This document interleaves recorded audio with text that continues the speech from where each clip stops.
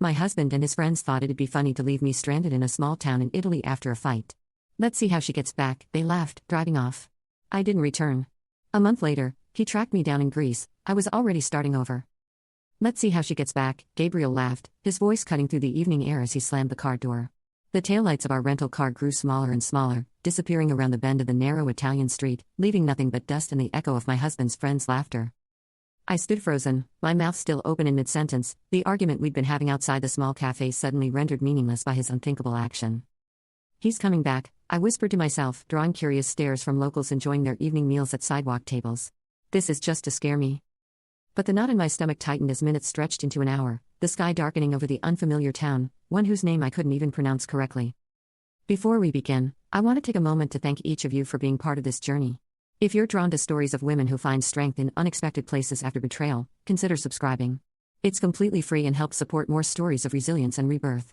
Now let's witness how one abandoned woman turned an act of cruelty into the beginning of her freedom.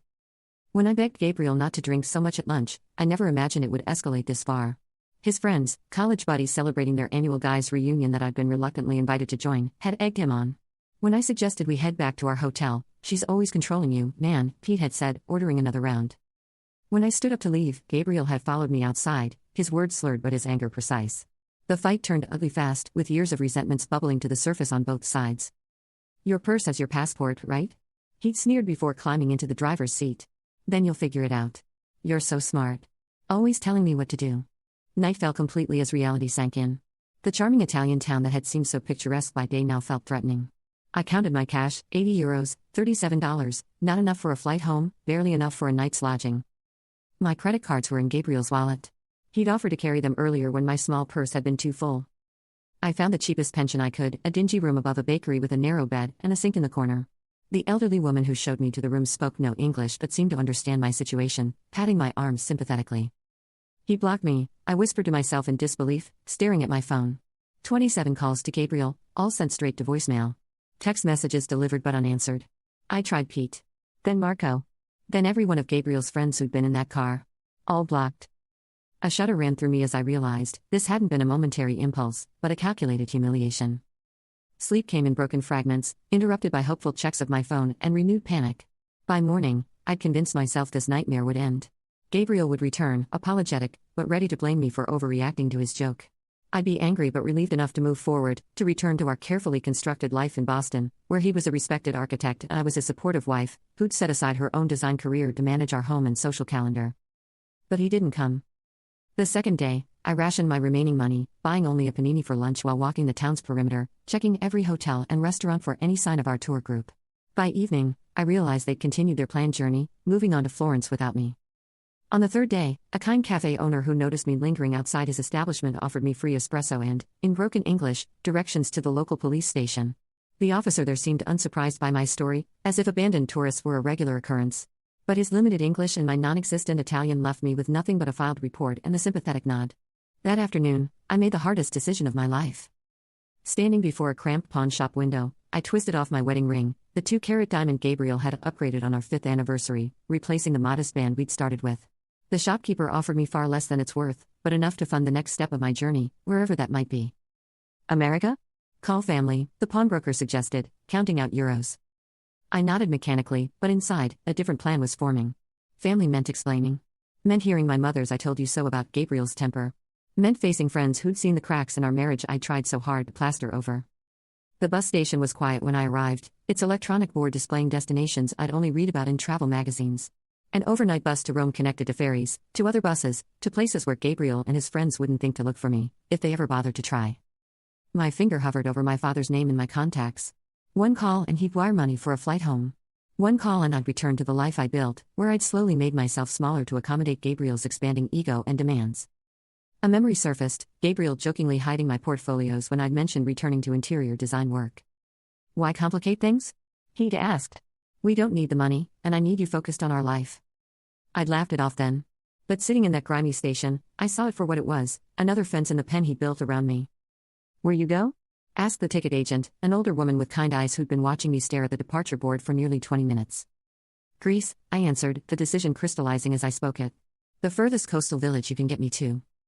14 hours later, I stumbled off the final bus in my journey, my body stiff from uncomfortable seats and tension. The smell of salt air and olive groves greeted me as I took in the whitewashed buildings of a village whose name I couldn't pronounce. My phone battery had died somewhere between countries.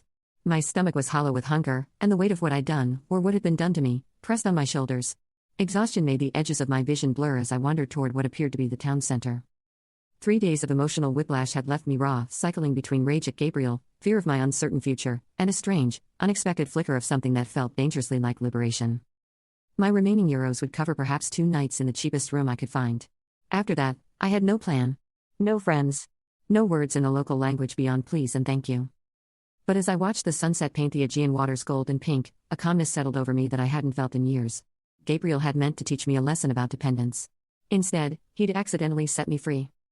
The Greek sun beat down mercilessly as I wandered further from the village, my feet blistered inside impractical sandals meant for sightseeing, not hiking.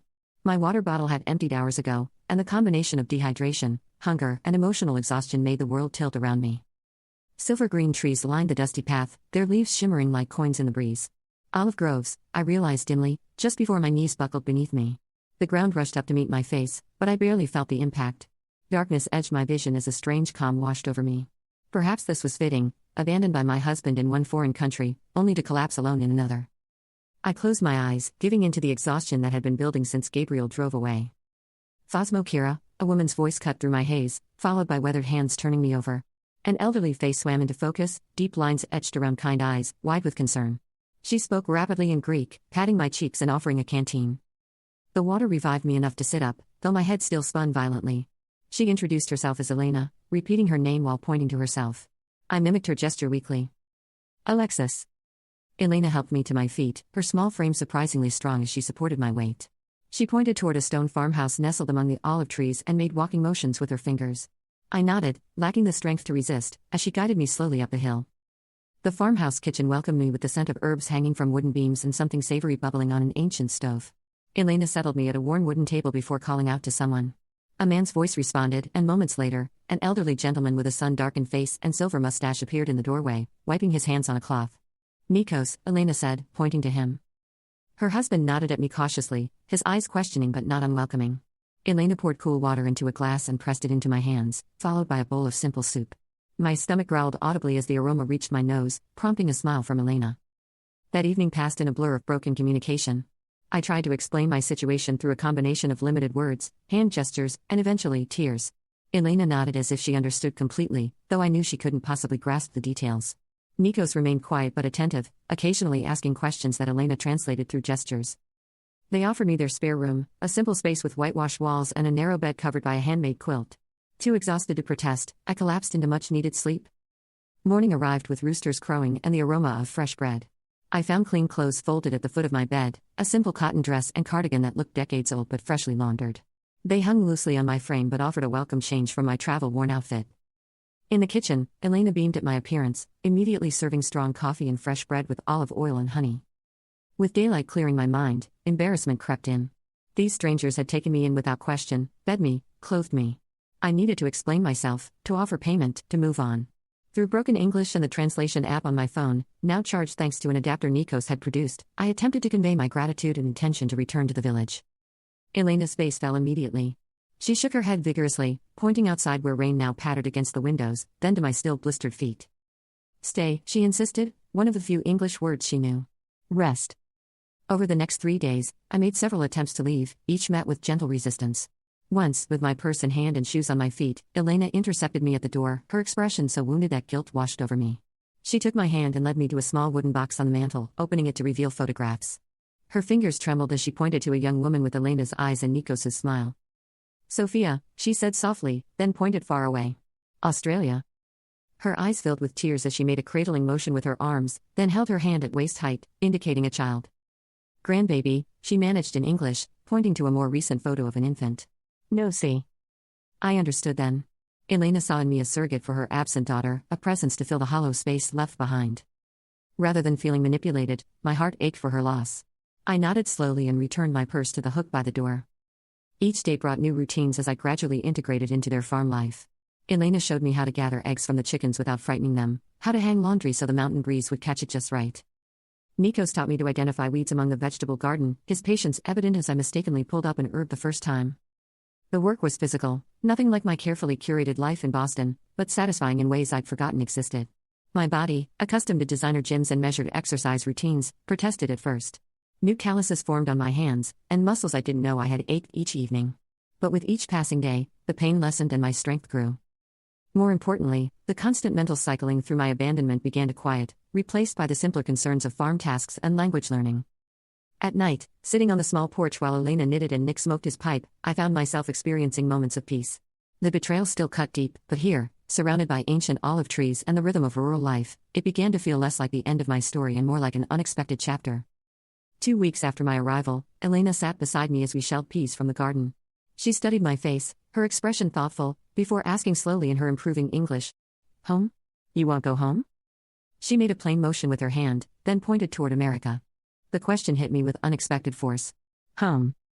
The word conjured our sleek Boston brownstone with its designer furniture and carefully coordinated decor. It also brought Gabriel's controlling behavior into sharp focus, his helpful management of our finances that left me without independent access, his subtle discouragement of my friendships, his dismissive attitude toward my career aspirations. Tears spilled down my cheeks as words poured out in a language Elena couldn't fully understand, but emotions that transcended the barrier. I told her about Gabriel's betrayal, about years of slowly surrendering pieces of myself to keep peace, about the humiliation of being abandoned like unwanted baggage in a foreign country. Elena's weathered hand covered mine as I spoke. When I finished, she pointed to her heart, then to the farm around us, and finally to me. The message was clear: I had a place here, if I wanted it. Work, I said carefully, mimicking Nikos tending the olive trees. I stay. I work.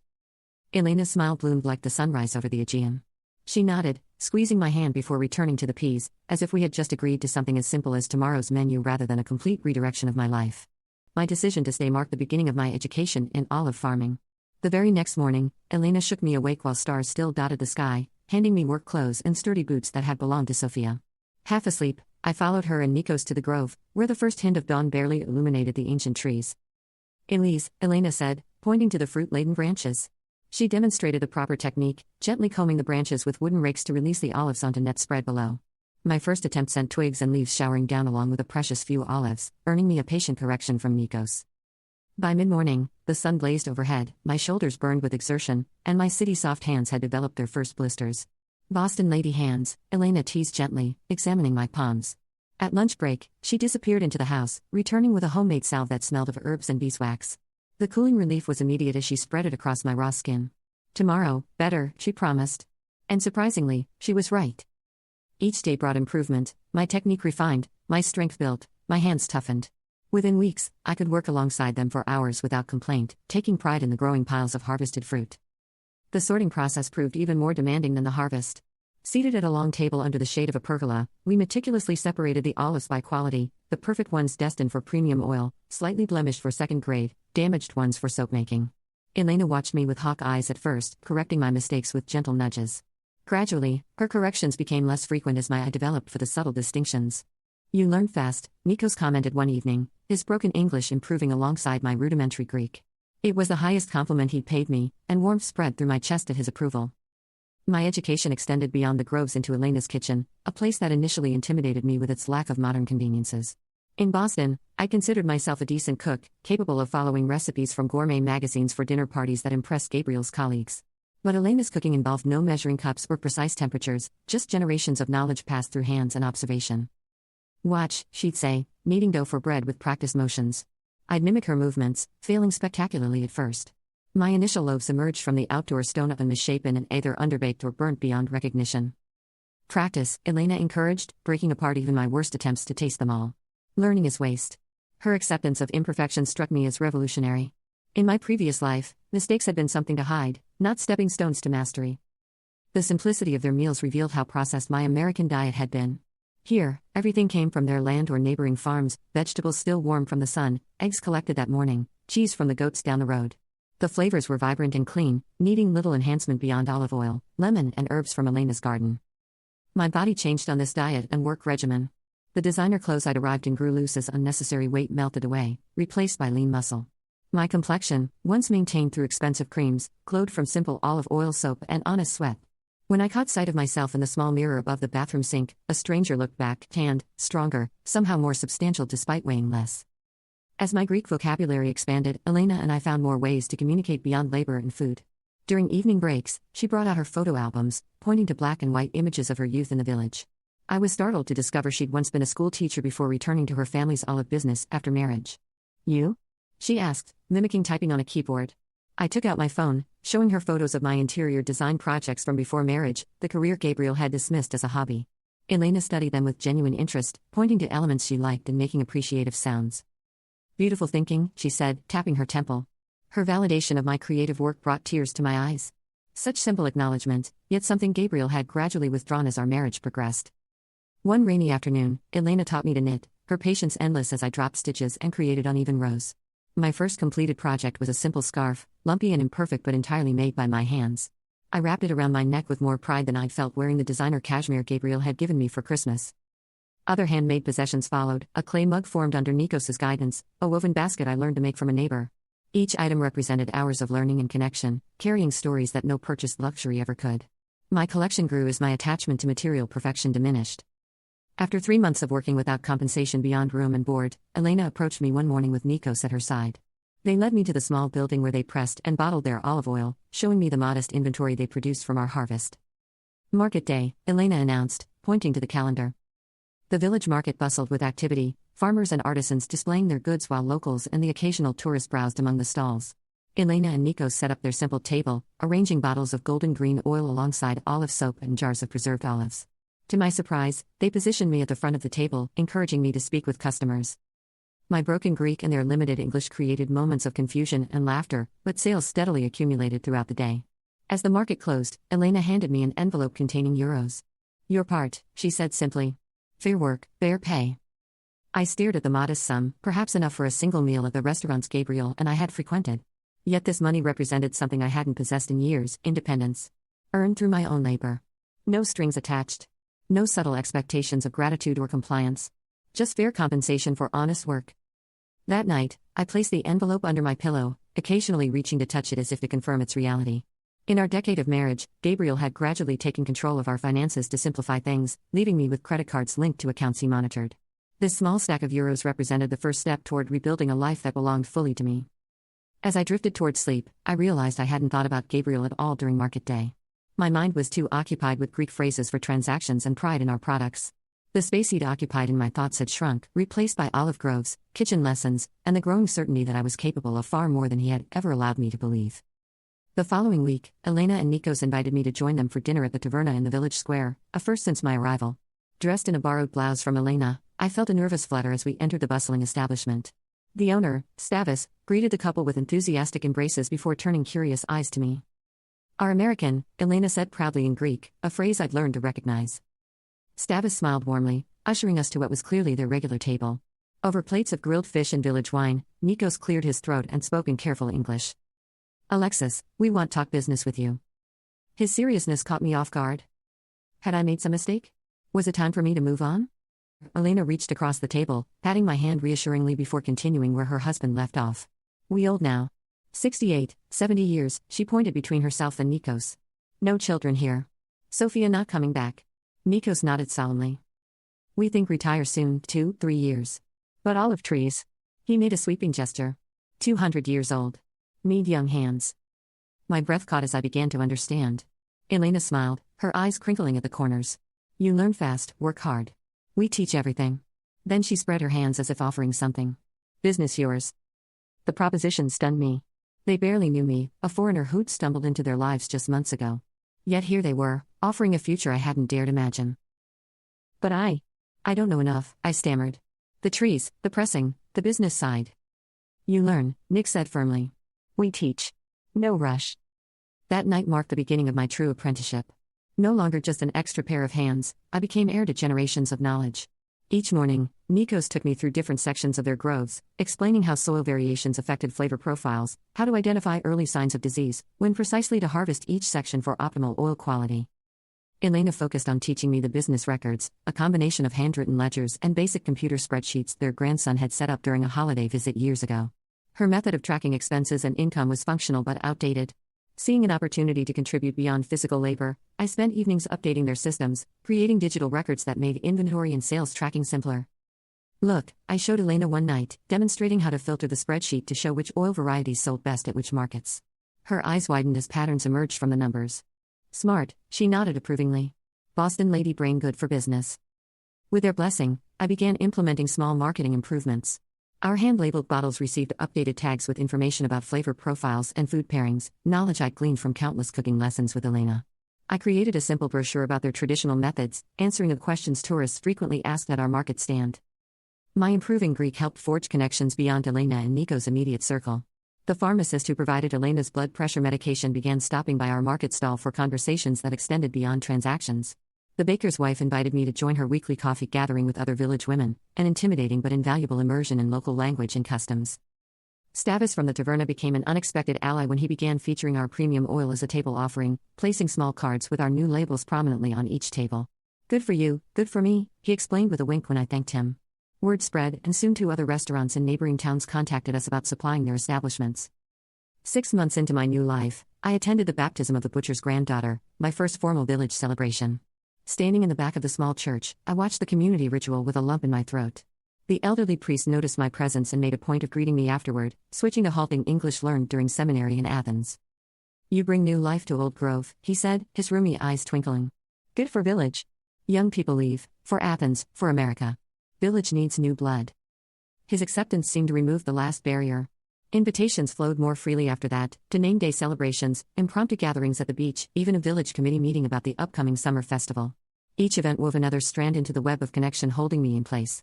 Yana the weaver, whose stall stood beside ours at the weekly market, became a particular friend. 40-some and widowed young, she possessed a sharp wit and pragmatic outlook that reminded me of my college roommate. Our conversations, conducted in my improving Greek and her excellent English, ranged from business strategies to village gossip to more personal reflections. You never speak of America, she observed one quiet afternoon as we packed up our unsold goods. Family there? Friends? The question pierced me unexpectedly. I'd grown so focused on building my new life that I'd pushed thoughts of my old one aside. My parents died years ago. A few friends, but I trailed off, realizing how Gabriel had gradually isolated me from my support network, always finding reasons why my college friends were problematic or work colleagues untrustworthy. Yana nodded knowingly. The husband who left you in Italy.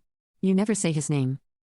Gabriel, I said, the syllables feeling foreign on my tongue after months of silence. His name is Gabriel? And he never searched for you? Her directness was refreshing after months of Elena and Nico's gentle avoidance of the topic. I don't know, I admitted. I haven't checked my phone. I gestured vaguely. I'd powered it on occasionally to take photos but had abandoned my American email and social accounts, unwilling to confront whatever might be waiting there. Yana's raised eyebrow challenged me. Perhaps time to look. Not for him, for you. To close the door properly. Her words stayed with me. That evening, after helping Elena prepare dinner, I retreated to my room and powered up my old phone. Connecting to the farmhouse's basic Wi-Fi, I logged into my long-neglected email account. Hundreds of unread messages filled the screen. Scanning the senders, I spotted several from old friends, their subject lines evolving from casual check-ins to concerned inquiries. A surge of shame washed over me. I had disappeared from their lives without explanation, just as thoroughly as I'd vanished from Gabriel's. A thread from my former design mentor caught my eye. Job opportunity, followed by increasingly urgent follow-ups. Opening it revealed she'd recommended me for a remote consulting position with a sustainable building materials company. The final email, dated just 2 weeks earlier, indicated the position was still open if I was interested. Before I could consider this unexpected bridge to my former life, another email sender froze my fingers on the screen. Gabriel Davis. Subject line, I know where you are. The timestamp showed it had arrived just hours earlier. Heart pounding, I clicked it open. Alexis, it's taken months and a private investigator, but I finally tracked you to that back village in Greece. This has gone on long enough. I'm coming to bring you home and end this ridiculous tantrum. My flight lands in Athens on Thursday. Be ready. 3 days from now. The room spun around me as panic and anger collided in my chest. How dare he? After abandoning me, after months without a word, he expected to simply collect me like misplaced luggage. I stumbled downstairs, the phone clutched in my hand. Elena looked up from the account ledger spread across the kitchen table, her smile fading as she registered my expression. Bad news from America? She asked gently. Gabriel, I managed. He's coming. Here. Thursday. Elena's eyes narrowed slightly. She reached beneath the ledger and pulled out an envelope, sliding it across the table toward me. Good timing, then. Was waiting for right moment. Inside, I found legal papers bearing my name alongside Elena and Nico's, written in Greek, with English translations. Partnership agreement, Elena explained. 1/3 business. Years? Now. Not future. Now. Tears blurred my vision as I stared at the document, understanding its significance. Not just employment or apprenticeship, but legitimate partnership. Not just a place to stay, but a foundation to build upon. Not charity, but earned recognition. You choose what happens Thursday, Elena said firmly, tapping the papers. You have home here. Business here. Friends here. She pointed to the phone in my hand. That man, he no longer decides.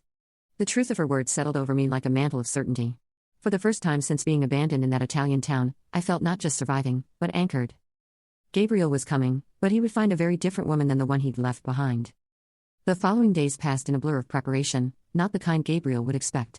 No packing of bags or tearful goodbyes, but emotional fortification. I visited Katerina, the village's only lawyer, who helped me draft divorce papers in both Greek and English. I contacted my old design mentor, tentatively accepting the remote consulting opportunity. I even wrote emails to friends I'd left behind, offering brief explanations without apologies. Thursday arrived with a perfect Greek summer sky, cloudless and bright. I was in the processing shed testing olive oil samples with Mycos when the unfamiliar sound of a rental car engine broke the afternoon quiet. Elena appeared at the doorway, her expression a mixture of concern and resolve. He is here, she said simply. Heart hammering, I wiped my hands on my work apron and stepped outside. Gabriel stood beside a sleek silver sedan, designer sunglasses perched on his perfectly coiffed hair, examining the humble farmhouse with visible distaste. He wore the casual but expensive travel outfit I recognized from countless business trips, tailored chinos and a button-down that probably cost more than a week's profit from our olive oil. He didn't notice me at first, giving me precious seconds to steady myself. This man, who had once been the center of my universe, now looked somehow smaller, less substantial against the backdrop of ancient olive trees and weathered stone buildings that had become my home. Gabriel, I called, my voice calmer than expected. He turned, and the shock that registered on his face was almost comical. His eyes traveled from my work boots to my sun-browned arms, lingering on my unstyled hair pulled back in a simple chignon. I watched recognition battle with disbelief across his features. My God, Alexis. What happened to you? The familiar disapproving tone that once would have sent me scrambling to fix whatever he found lacking now merely washed over me like a wave against rock. Life happened, I replied, taking measured steps toward him. What are you doing here, Gabriel? He removed his sunglasses, his practiced charm sliding into place as he extended his arms. I've come to take you home, of course. This has gone on long enough, don't you think? Whatever point you were trying to make. This isn't about making a point, I interrupted, stopping well outside his reach. This is about making a life. His smile faltered. Behind me, I heard the quiet shuffling of Elena and Nikos emerging from the house. Though they couldn't understand our words, they positioned themselves within view, silent guardians, ready to intervene if needed. Gabriel noticed them, his expression hardening. Are these the people you've been staying with? Have they been holding you here? Because if so, they've been teaching me, I cut in. About olive farming. About community. About kindness without conditions. I gestured toward the groves surrounding us. I'm part owner now. I have a business here. Disbelief crossed his face, followed quickly by the condescension I knew all too well. A business? Alexis, be serious. You're a designer, not a farmer. This is what, some eat pray love phase? After our fight, I admit, I shouldn't have left you in Italy. It was a stupid, drunken mistake. I've apologized. Now it's time to come home. You've apologized? I echoed. When? In what universe does tracking me down and demanding I return count as an apology? His jaw tightened, the charm evaporating. Fine. I'm sorry I left you in Italy. It was immature and wrong.